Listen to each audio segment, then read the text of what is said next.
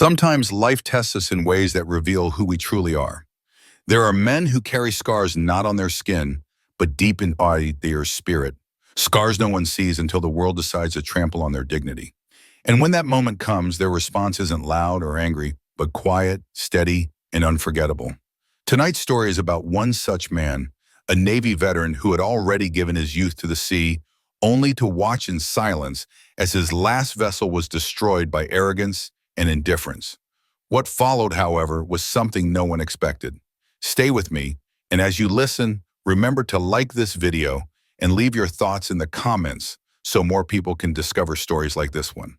The harbor before sunrise was a place of whispers. The water reflected faint silver light, and the air was cool enough to make breath visible.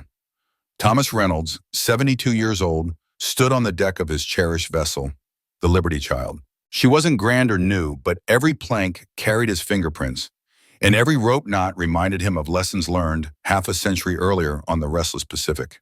Thomas moved slowly, but with the precision of habit. His hand lingered on the polished wheel, his eyes drifted to the horizon. This small ritual was his anchor, slipping the boat out before tourists stirred, before yachts revved their engines, and selfie sticks cluttered the docks. In those early hours, the harbor still belonged to fishermen and ghosts of sailors long gone. From the opposite pier came a sound so out of place it jarred the stillness. Booming bass, electronic music thumping across the water. The source emerged like a floating skyscraper. La Vida, a mega yacht gleaming with mirrored glass and chrome, its decks already littered with bottles of champagne. At its helm was Jackson Reed, a name that had been splashed across magazines and financial networks. Tech genius, billionaire investor, man who bought islands like others bought shoes. La Vida glided forward with careless speed, slicing through the harbor as if the water itself owed him passage. Two harbor security boats drifted nearby but made no move to intervene. Their radios crackled faintly, yet no order came. Money carried its own authority, and Reed wielded it like a weapon. Thomas narrowed his eyes. He raised his hand, motioning in the old-fashioned way, flagging a vessel to slow. He even shouted, though the music and laughter drowned him out. Liberty Child trembled beneath him as the waves from La Vida's wake slammed against her weathered hull. Then the impossible happened. The yacht did not alter course. There was a shuddering sound, like wood being ripped apart by claws. The stern of Liberty Child splintered as La Vida's bow carved into her side. The impact sent a spray of seawater into the dawn air, sparkling cruelly like shattered glass. Thomas reacted on instinct. He leapt toward the dock, boots scraping against wet planks as his beloved boat groaned, cracked, and collapsed into the harbor she had known for decades. The mast tilted violently, snapping ropes, sending the rigging screaming as it tore free. From La Vida's upper deck, Reed stood with a drink in his hand, sunglasses already on, though the sun had not yet risen. He smirked and muttered, loud enough for microphones nearby to catch. "Relax, folks. It's just an old fishing tub. I'll buy him another one."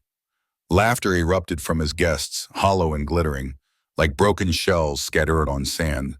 Phones were lifted, cameras flashing, live streams beginning. None stepped forward to help the man who had lost his only vessel. They captured content instead, feeding the insatiable appetite of social networks. Amidst the chaos, Thomas spotted something drifting in the water. His heart clenched. The flag, the stars and stripes he had flown on Liberty Child's stern for 30 years, was sinking, the fabric darkening as it absorbed seawater. He crouched, knees aching, and reached down with both arms. His fingers clutched the soaked cloth, heavy now but still sacred. Pulling it to his chest, he pressed it against his weathered shirt. Drops of salt water ran down his face, indistinguishable from tears. He did not curse, he did not shout. He simply stood there, back straight, shoulders squared, as if the sea itself were watching him. The laughter quieted. Even Reed's companions, still holding their phones, lowered them slightly. Something in Thomas's silence unsettled them. It wasn't weakness. It was dignity, unyielding, sharp as steel. For a moment, the harbor froze. The gulls circled in eerie silence. The broken remains of Liberty Child bobbed against the pier, groaning as if mourning her own death. Then Thomas turned. Without a word, he walked away from the wreckage, the flag still clutched to his chest. Each step echoed with finality. Not anger, but sorrow carried with honor. The dockhands and tourists who had gathered parted to let him through. Some lowered their eyes, others whispered.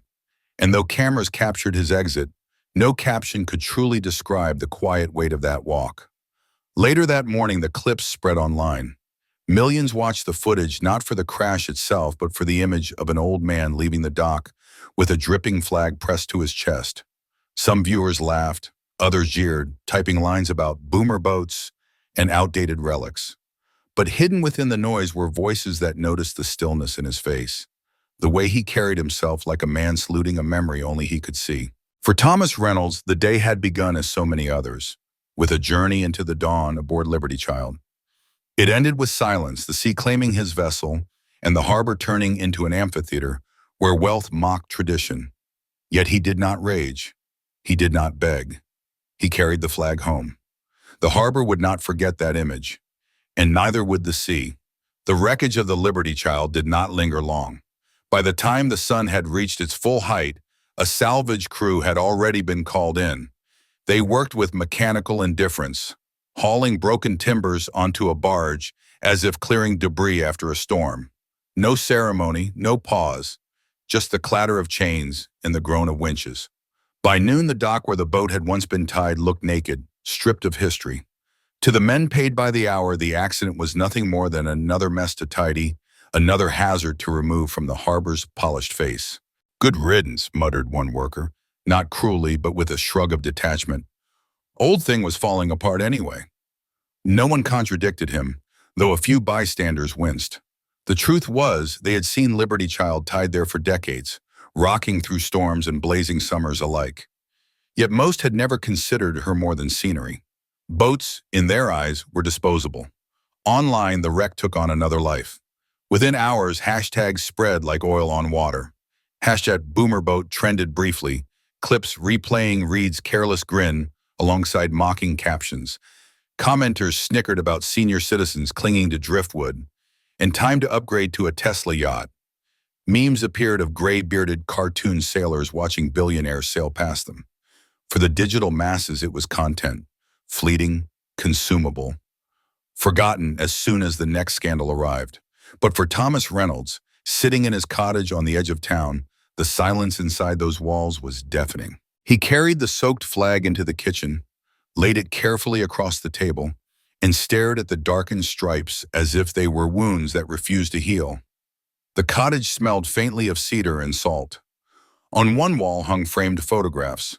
A much younger Thomas in uniform, who formed beside his late wife. Snapshots of fishing trips with neighbors long gone. Michael Azabaye smiling broadly at the helm of Liberty Child, his small hands gripping the wheel with pride.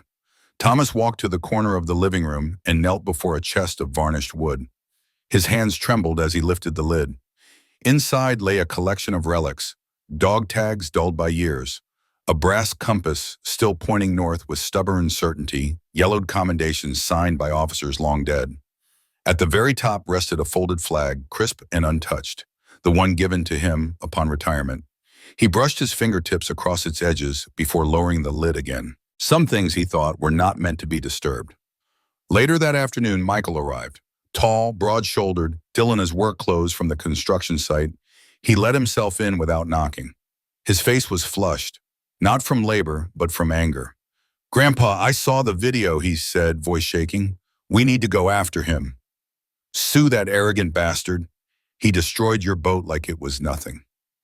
Thomas did not lift his eyes from the soaked flag spread across the table.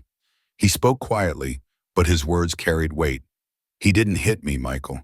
He hit something nobody cared about. To him, it was just old wood." Michael slammed a fist against the counter. "It wasn't just wood. It was your life. It was family." Thomas finally looked up. His eyes were calm, the storm inside them hidden deep. "Life isn't measured by what gets broken, but by what we carry forward. Let him keep his money. I won't beg for scraps from a man who's never known the sea." The younger man swallowed his fury.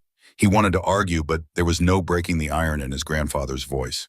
The following morning, Thomas received a call from the harbor master's office. The insurance claim, filed hastily after the collision, was rejected. The official explanation was a tangle of bureaucracy, Liberty Child had been built before modern compliance codes, and though Thomas had kept her meticulously maintained, she was not covered under newer maritime safety regulations. Grandfathered status, the official said flatly, means no payout. It felt like a second blow, quieter but deeper. Thomas listened without protest, thanked the man for calling, and hung up. He had weathered worse in his life. Paperwork could not wound him more than shrapnel once had. Still, a hollowness grew in his chest. That night, he sat on his porch with the folded service flag resting across the railing. The air was thick with brine. Across the water, the decks of La Vida glowed with neon, laughter echoing like a carnival. The contrast gnawed at him.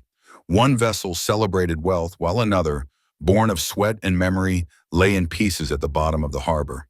Thomas picked up a pen and opened the leather-bound logbook that had traveled with Liberty Child for years. The pages were filled with tides, coordinates, weather notes, and the occasional personal reflection. He wrote carefully, each word carved into the paper as though chiseling into stone. First day without Liberty Child. The sea was restless, or maybe it was me. I can still hear her creak against the waves. A man shouldn't outlive his vessel, but here I am. I'll find a way to listen to the water again. When he closed the book, the sound echoed in the small cottage like a final door shutting. Days passed, and though neighbors stopped by with casseroles and condolences, Thomas rarely spoke of the loss. He thanked them, smiled faintly, and shifted the conversation to their children, their gardens, anything but himself. Inside, though, he felt unmoored, like a ship cut from its anchor. Michael returned often, sometimes with groceries, sometimes just to sit beside his grandfather on the porch in silence.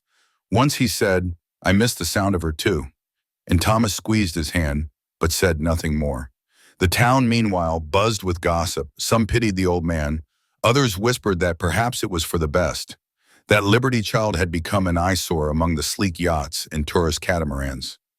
Few admitted aloud the discomfort they felt when they remembered his expression on the dock that morning, the straight back, the flag clutched to his chest, the quiet dignity that had seemed to shame the entire harbor. Yet as the days slipped into weeks, Thomas's solitude deepened. He found himself rising before dawn out of habit, stepping onto the porch as if expecting to walk down to the pier. Each time, his eyes searched the horizon, and each time he reminded himself there was no boat waiting. The sea was still there, restless and eternal, but the vessel that had carried his heart was gone. And so, he waited. Waited for something he couldn't yet name, whether it was justice, remembrance, or simply the sound of waves beneath his feet again. He did not know. All he knew was that the harbor had changed, and he had changed with it. The sea, however, has its own ways of answering silence. The harbor had been unusually quiet that morning. A mist rolled in from the open sea, swallowing the outlines of boats and buildings until the world seemed reduced to shades of gray. Fishermen muttered that the fog was thicker than they'd seen all season, a heavy curtain that muffled sound and blurred even the lighthouse beam. Thomas Reynolds stepped onto his porch as he always did, wrapped in his old canvas jacket, coffee steaming in his hand.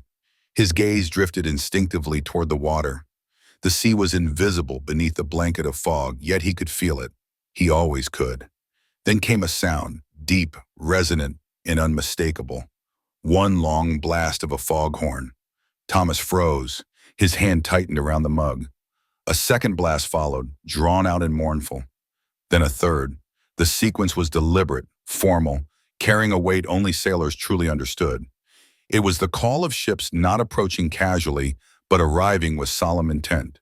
Within minutes, the harbor stirred. Residents left their breakfast half-eaten and stepped outside, listening. Doors opened, shopkeepers craned their necks. Even the gulls seemed to fall silent, circling above the fog with uneasy wings.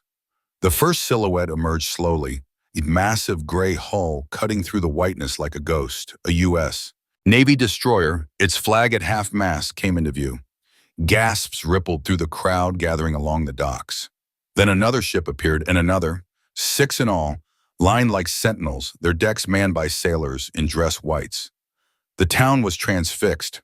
Children clutched their parents' hands, eyes wide. Tourists pulled out phones, recording as the improbable scene unfolded. 6 naval ships unannounced, slipping into the small harbor, without fanfare yet radiating solemnity. Word spread quickly through whispers and hurried phone calls. They're here for someone. But who? Thomas, still on his porch, felt his chest tighten. He set down his mug with careful precision, then reached for the folded service flag he had left on the railing. He did not yet understand, but the weight of that horn sequence stirred memories buried deep, the kind of summons one never forgets.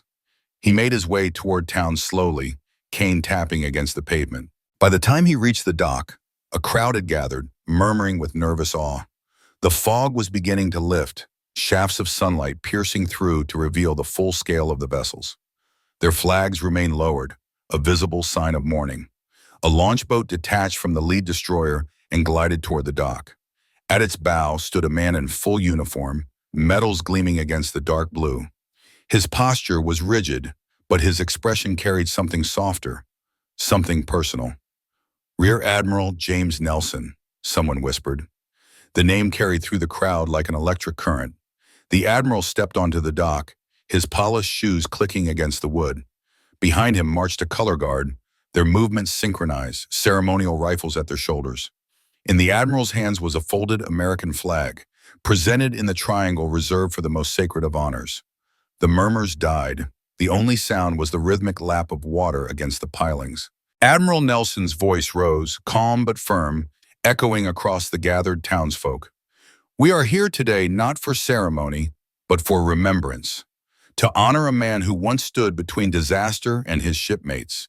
To recognize a sailor whose deeds were known to his brothers in arms, but too long forgotten by the world beyond them." The crowd parted instinctively as the admiral walked toward Thomas.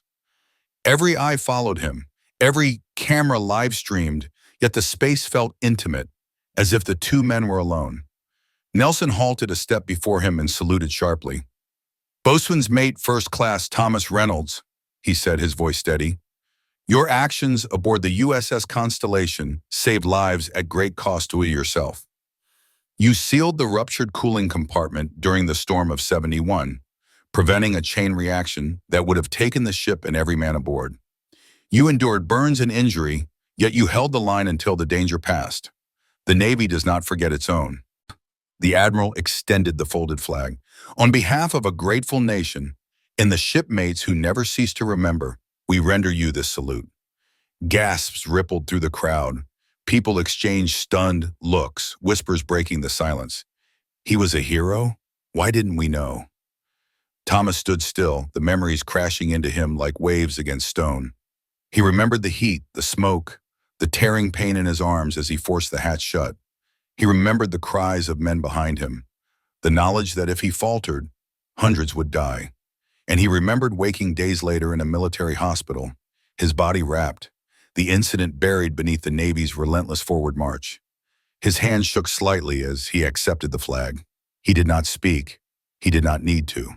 The admiral's salute and the silence of the sailors standing at rigid attention said everything. Around them, the crowd transformed. Those who had once laughed at the sinking of his boat now stared with shame. Tourists who had filmed for amusement now held their phones lower, realizing they were recording something sacred. The same harbor that had mocked him yesterday now stood hushed in reverence. A single phrase appeared in comment streams on the live broadcast spreading across social media. #VeteranSalute. The mocking hashtags dissolved as quickly as they had risen, replaced by images of the destroyers at half-mast and the old man receiving his flag. Admiral Nelson lowered his hand, his voice softened. "Mr. Reynolds, you may think the sea has taken from you, but today, let it give something back." The sailors of the color guard turned in unison, presenting arms. The destroyers sounded their horns again, 6 voices calling across the water in a solemn chorus. The sound rolled over the town, reverberating through windows, echoing in the chest of every witness. Tears welled in the eyes of strangers. Some placed hands over their hearts. Children asked in hushed voices what was happening, and their parents struggled to explain. Thomas's grandson, Michael, pushed his way through the crowd to stand beside his grandfather. His eyes were wet, but his chin lifted with pride. He whispered, barely audible, "I told them, Grandpa. I told them who you are." Thomas glanced at him, realization dawning. Michael had reached out, had stirred the forgotten connections of the Navy Alumni Association, had brought the past into the present. He wanted to protest and to tell his grandson he hadn't wanted the attention, but instead he placed a hand on Michael's shoulder and let the silence hold.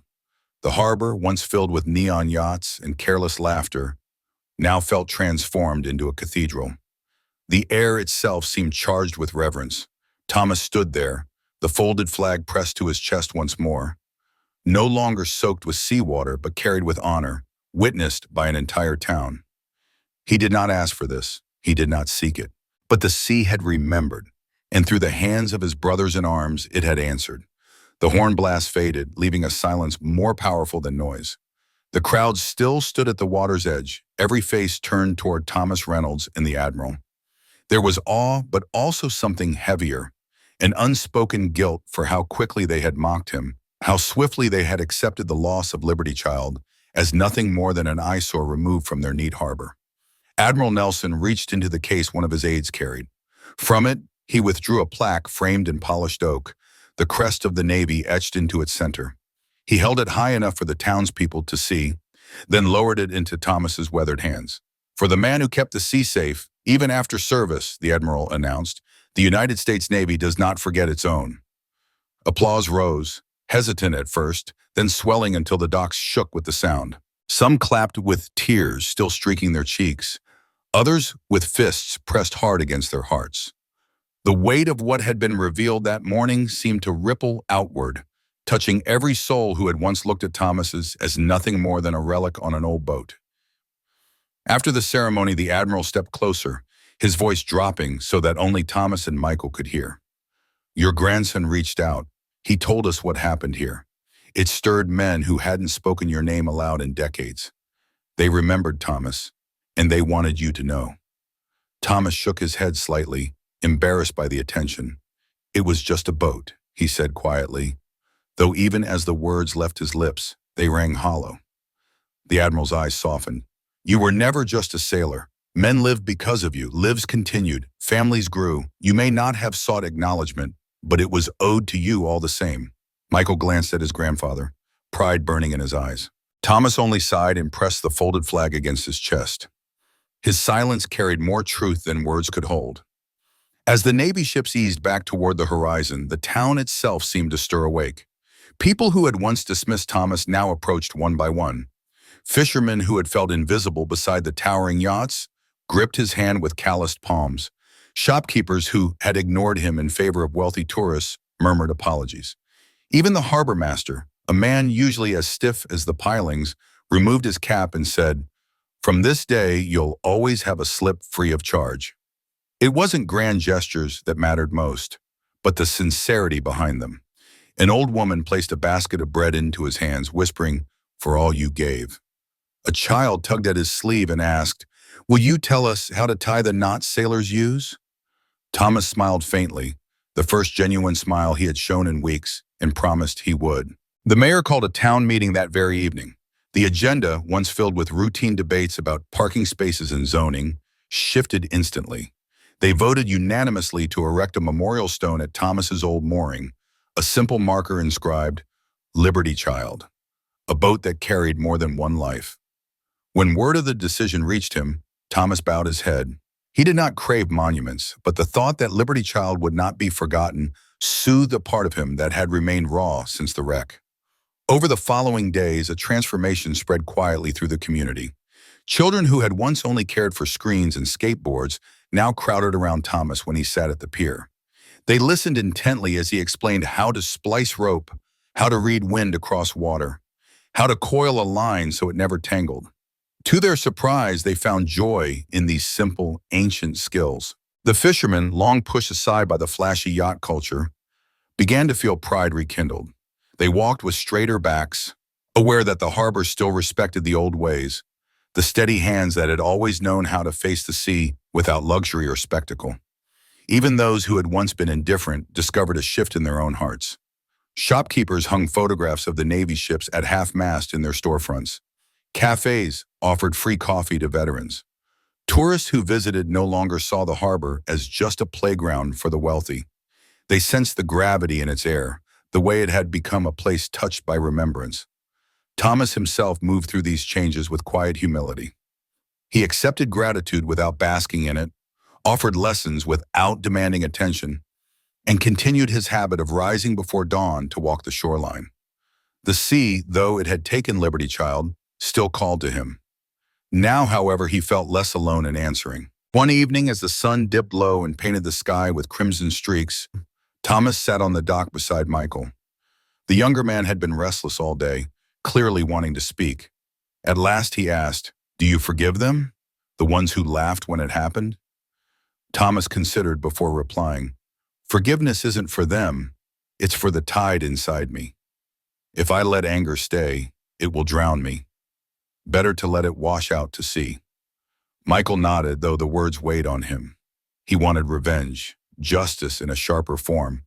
But watching his grandfather's calm face, he realized strength did not always roar. Sometimes it whispered and endured. That night, as Thomas walked home under the first stars, he felt something he had not in weeks. Peace, fragile but real. The town had awakened to a truth it had overlooked for too long. They had discovered that beneath the gleam of wealth and the roar of engines, there still beat the heart of a harbor bound by respect, sacrifice, and memory. For Thomas Reynolds, that was enough, for now. The town's rhythm shifted in the weeks that followed. Where once people hurried past Thomas Reynolds without a glance, now they paused, tipping their hats or offering a quiet thank you. Children still tugged at his sleeves, eager for lessons on tying bowlines or learning how to read a compass. Tourists who came for the spectacle of yachts found themselves lingering near the mooring where a simple stone now stood. Liberty Child, a boat that carried more than one life. Yet beneath the surface, not every wound had healed. The harbor was still a place where money spoke louder than tradition, where chrome and neon often drowned out wood and canvas. And looming over that truth was the figure who had caused the wreck, Jackson Reed. When Reed returned, he did not arrive with a crowd of laughing guests or champagne bottles clinking. He came alone, stepping onto the dock with the cautious gait of a man uncertain of his welcome. His usual air of unshakable confidence seemed to falter. In his hand, he carried an envelope, thick with papers, the kind that could rebuild a life in the language of dollars. He found Thomas sitting near the mooring stone, the folded flag resting on his lap as he polished a brass compass with a rag. The old sailor looked up slowly, eyes narrowing against the afternoon light. "Mr. Reynolds," Reed began, clearing his throat, "I came to apologize." His voice lacked the arrogance of the morning when Levita had torn Liberty Child apart. He sounded like a man unused to humility, but trying to summon it anyway. Thomas said nothing. He waited, his silence demanding more. Reed shifted uncomfortably, then held out the envelope. This is compensation. Whatever amount you name, I'll cover it. Enough to build another boat or buy one better than before.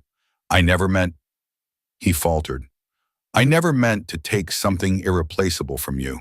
Thomas set the compass down and studied the younger man with a gaze that seemed to cut straight through the envelope. His voice, when it came, was low but steady. "Money won't rebuild what was lost. Liberty Child wasn't wood and nails. She carried years, memories, the quiet hours when the sea and I kept each other company. No check can buy that back." Reed looked down, the envelope heavy in his hands. For once, the billionaire who had always known how to fix problems with numbers found himself powerless. Thomas leaned forward slightly, his hands folded over the flag. "If you want to give something, give what cannot be bought. A place for remembrance. A space not for me, but for anyone who's given pieces of themselves to the water." Reed frowned in confusion. "What do you mean?" "A bench," Thomas replied, "on the eastern pier. Simple, solid, carved from wood that will outlast storms. 3 words on it only. Sit, remember, thank. That's all I ask." For a long moment, Reed said nothing. He had expected anger, demands, or lawsuits. A bench seemed almost absurd in its simplicity. Yet the gravity in Thomas's expression told him this request carried more weight than any courtroom settlement. "All right," Reed said at last, "a bench it will be." He did not delegate the task. Instead, for the first time in years, he dirtied his own hands. Reed hired a master woodworker from the next county, but when the chisels were brought out, He rolled up his sleeves and worked alongside the craftsman. His palm blistered, his back ached, and he muttered curses under his breath. But he did not quit. Each strike of the chisel was a penance, each shaving of teak a silent apology. When the bench was finished, it gleamed under the sun. Smooth lines, deep polish, and those three words carved in careful lettering. Sit, remember, thank. Together, Reed and the craftsman carried it to the eastern pier. They bolted it into place, their sweat dripping onto the wood, their hands raw from the labor. Reed did not smile when it was done. He simply lowered himself onto the seat, stared out at the endless water, and for the first time felt a fraction of what the old man had carried. News of the bench spread quickly. Photos circulated online. The billionaire hunched over, his manicured hands blistered, the carved wood behind him gleaming in the late light. Commentators argued endlessly. Some called Thomas naive for accepting so small a gesture in place of wealth. Others called it profound, a lesson in humility that money could never match. Through all the noise, Thomas remained steady. He neither defended nor explained his choice. He returned often to the bench, not as a symbol of forgiveness, but as a place where the sea could be met with stillness. There he would sit with children who asked questions, with fishermen who traded stories, with widows who brought flowers for husbands lost at sea. The bench was never empty for long. For the town, the bench became a quiet altar. Couples sat there to watch sunsets. Tourists paused, reading the inscription before lowering their voices. Veterans lingered longest, their hands brushing the carved words as though they were carved into memory itself. As weeks passed, the bench began to reshape the rhythm of the harbor. People found themselves drawn to its simplicity, its invitation to slow down, to acknowledge the past before rushing back into the noise of the present. Wealth no longer dominated every corner. A new currency had emerged: time, patience, remembrance. Reed continued to visit, though he often came at dawn or late at night, when few would see him. He would sit with his hands folded, staring at the horizon, wrestling with truths his fortune had never forced him to face. He never again tried to offer Thomas money. He understood now that the old sailor had already given him something greater: the chance to be humbled. For Thomas, the choice had been simple, though many could not grasp it.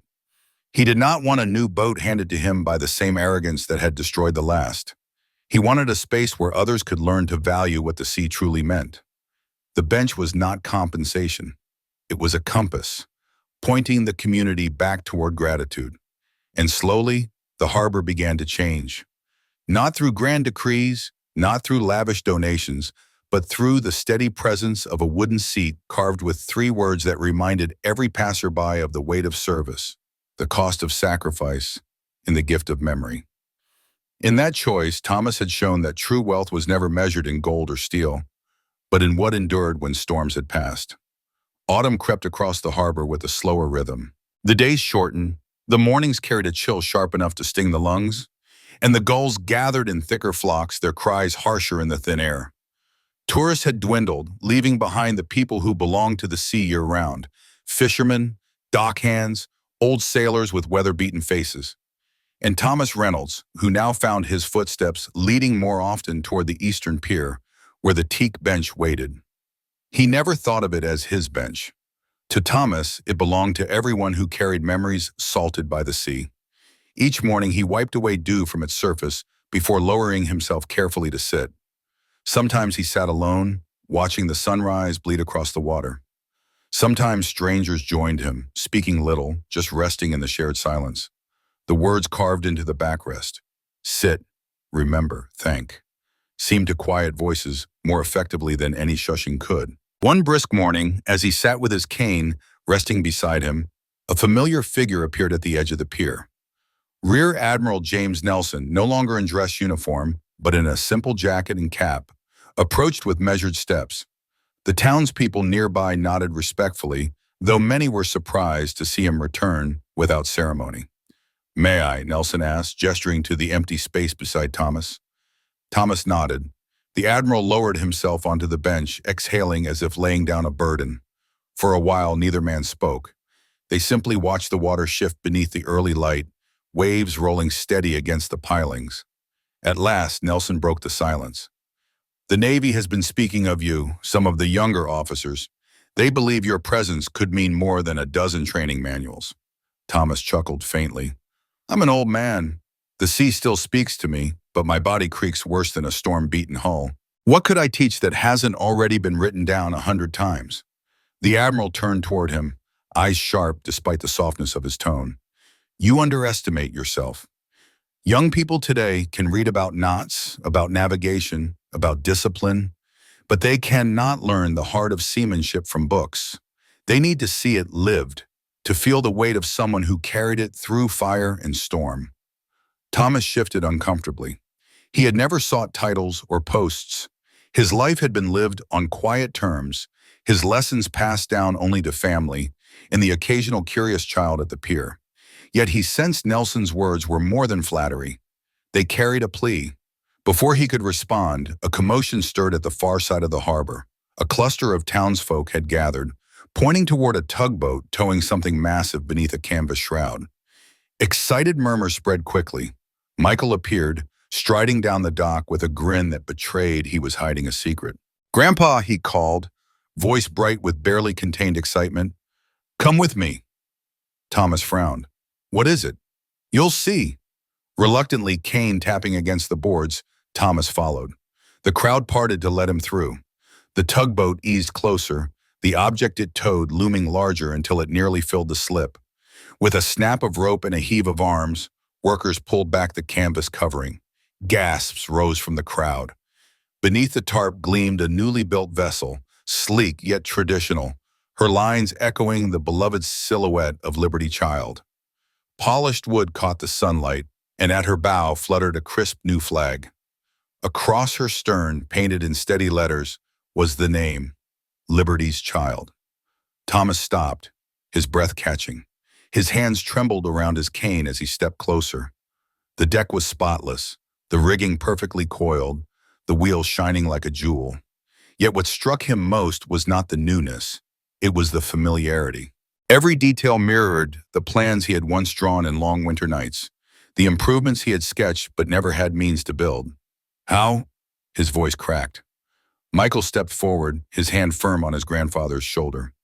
"I found your old drawings, tucked away in the chest. I showed them to the veterans group. Word spread. Shipwrights from 3 states came to help. Some donated wood, others their labor. Even the fishermen pitched in, sanding, sealing, carrying beams. Everyone wanted to give back. Grandpa, everyone." Tears pricked Thomas's eyes, but he blinked them back. He reached out, letting his fingers brush the smooth railing. The scent of fresh varnish mingled with the salt air, stirring memories of younger days when his hands had built, repaired, and guided Liberty Child through countless tides. Admiral Nelson's voice carried from behind him. "Your hands may not have built this one, Thomas, but your heart designed it. Consider it the gift of those you touched without even knowing." The townspeople erupted into cheers, but Thomas heard nothing but the creak of the new vessel as she rocked gently, eager to meet the sea. He stepped onto the gangplank slowly, his knees weak yet determined. Each step carried him back into a life he thought forever gone. The deck welcomed him like an old friend. He ran his palm across the railing, leaned against the wheel, inhaled deeply. The boat swayed beneath him, and for the first time since Liberty Child sank, Thomas felt whole again. His grandson watched with shining eyes, pride swelling in his chest. On the pier, the admiral turned to the crowd. "This vessel will not be just a boat. It will be a classroom, a compass, a bridge between generations. Thomas will guide young hands, teach them not only to sail but to respect the sea and each other." This is not the end of his story, it is the redirection of it. The people cheered again, some clapping, others weeping openly. Veterans saluted, children waved. Even Jackson Reed stood at the edge of the pier, silent but visibly moved, his hands clasped tightly in front of him.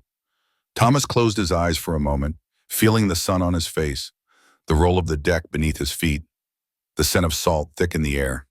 He whispered to himself, barely audible, "The sea has spoken again." From that day forward, Liberty's Child became more than a vessel. She was a gathering place for lessons in navigation, seamanship, and humility. Children boarded her wide-eyed, eager to learn. Fishermen offered guidance, proud to see their craft respected anew.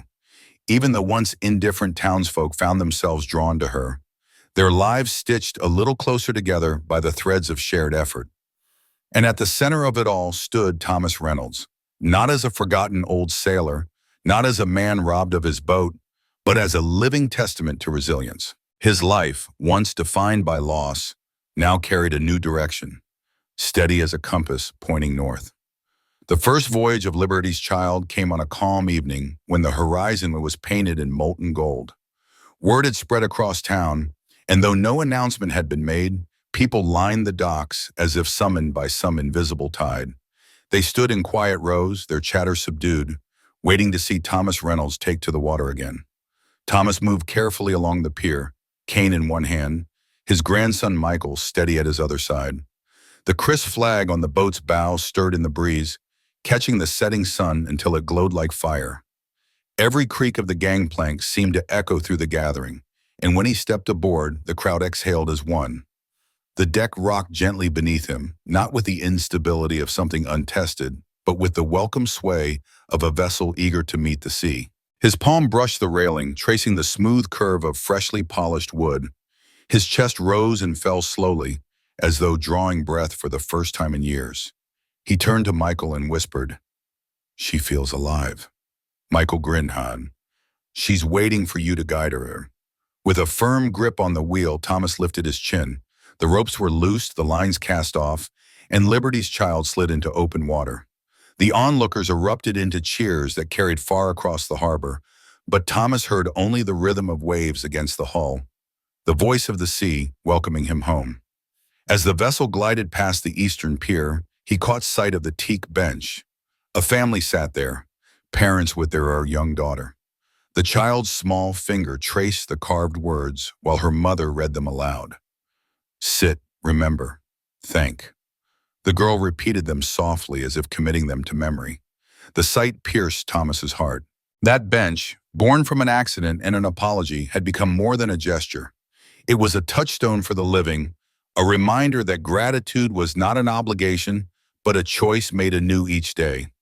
The harbor itself had begun to change. The gaudy music of pleasure yachts no longer dominated every evening. Their owners, though still present, seemed subdued, almost humbled. Fishermen found their moorings given priority again, their nets treated not as nuisances but as lifelines. The town council voted to fund maritime education, inspired by the lessons Thomas had already begun teaching aboard Liberty's Child. Children who once scrolled endlessly through phones now gathered on the pier at dawn, waiting eagerly for the chance to hoist sails or learn how to read the stars. Their laughter mixed with the call of gulls, and for the first time in decades, the harbor rang with the sound of discovery rather than excess. Jackson Reed, too, had not vanished. He came often, never with fanfare, slipping quietly onto the pier to sit at the bench he had helped build. Sometimes he brought tools, repairing small things on the docks without seeking attention. Other times, he simply sat in silence, watching Liberty's Child glide across the water, his expression carrying a humility no magazine had ever captured. One evening, as Thomas returned ashore, Reed approached him. "I thought building companies would be my legacy," he admitted, his voice low. "But now I wonder if it will be this bench and what it represents. You gave me something I didn't know I needed, perspective."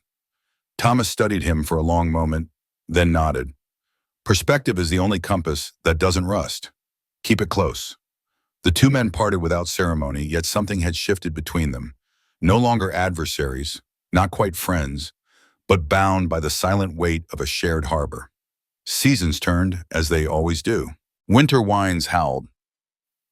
But Liberty's Child weathered them, her sails trimmed with care by eager apprentices. Spring returned with fresh blossoms along the shoreline, and children once again crowded the deck, learning how to read currents and tie knots.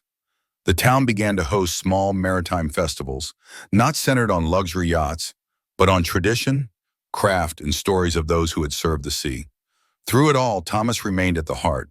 His posture grew slower, his hands more lined with age, but his voice carried strength when he spoke to young sailors. He told them not only how to steer by the North Star, But why the sea demanded respect, why service mattered, why dignity outlasted wealth.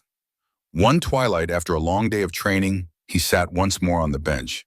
The sky blazed with orange and violet, the sea stretched endless before him, and Liberty's child rocked gently at her mooring.